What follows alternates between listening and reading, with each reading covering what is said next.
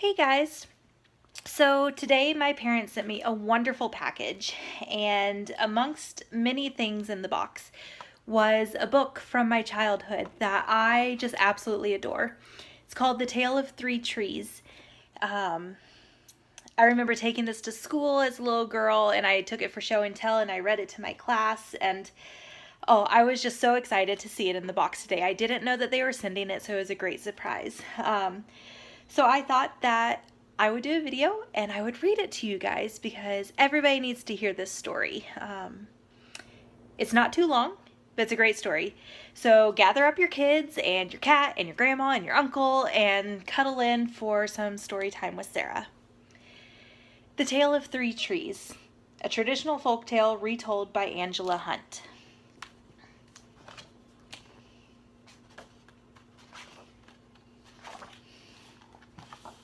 You see? Yep. Once upon a mountaintop, three little trees stood and dreamed of what they wanted to become when they grew up. The first tree looked up at the stars twinkling like diamonds above him. "I want to hold treasure," he said. "I want to be covered with gold and filled with precious stones. I will be the most beautiful treasure chest in the world." The second little tree looked out at the small stream trickling by on its way to the ocean. "I want to be a strong sailing ship," he said. "I want to travel mighty waters and carry powerful kings. I will be the strongest ship in the world." The third little tree looked down into the valley below, where busy men and busy women worked in a busy town. "I don't want to leave this mountaintop at all," she said. "I want to grow so tall that when people stop to look at me, they will raise their eyes to heaven and think of God. I will be the tallest tree in the world." Years passed. The rains came, the sun shone, and the little trees grew tall. One day, three woodcutters climbed the mountain. The first woodcutter looked at the first tree and said, "This tree is beautiful. It's perfect for me." With a swoop of his shining axe, the first tree fell. "Now I shall be made into a beautiful chest," thought the first tree. "I shall hold wonderful treasure."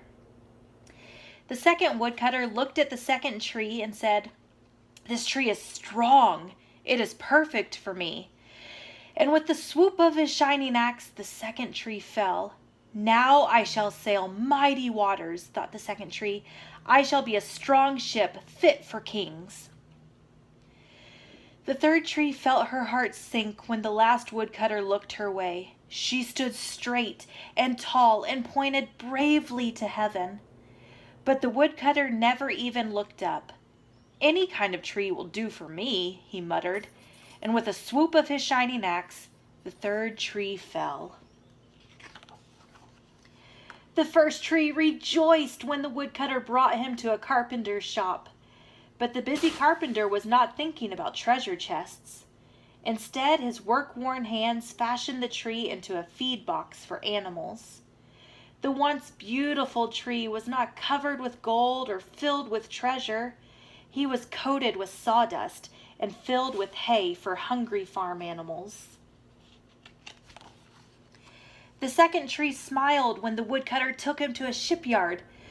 But no mighty sailing ships were being made that day. Instead, the once strong tree was hammered and sawed into a simple fishing boat. Too small and too weak to sail an ocean or even a river, he was taken to a little lake. Every day he brought in loads of dead, smelly fish. The third tree was confused when the woodcutter cut her into strong beams and left her in a lumber yard.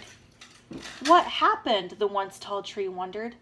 All I ever wanted to do was stay on the mountaintop and point to God. Many, many days and nights passed. The three trees nearly forgot their dreams. But one night, golden starlight poured over the first tree as a young woman placed her newborn baby in the feed box. I wish I could make a cradle for him, her husband whispered. The mother squeezed his hand and smiled as the starlight shone on the smooth and sturdy wood. This manger is beautiful, she said, and suddenly the first tree knew he was holding the greatest treasure in the world. One evening, a tired traveler and his friends crowded into the old fishing boat. The traveler fell asleep as the second tree quietly sailed out into the lake. Soon a thundering and thrashing storm arose. The little tree shuddered. He knew he did not have the strength to carry so many passengers safely through the wind and rain. The tired man awakened. He stood up, stretched out his hand, and said, "Peace." The storm stopped as quickly as it had begun. And suddenly, the second tree knew he was carrying the King of heaven and earth. One Friday morning, the third tree was startled when her beams were yanked from the forgotten woodpile. She flinched as she was carried through an angry, jeering crowd. She shuddered when soldiers nailed a man's hands to her. She felt ugly and harsh and cruel.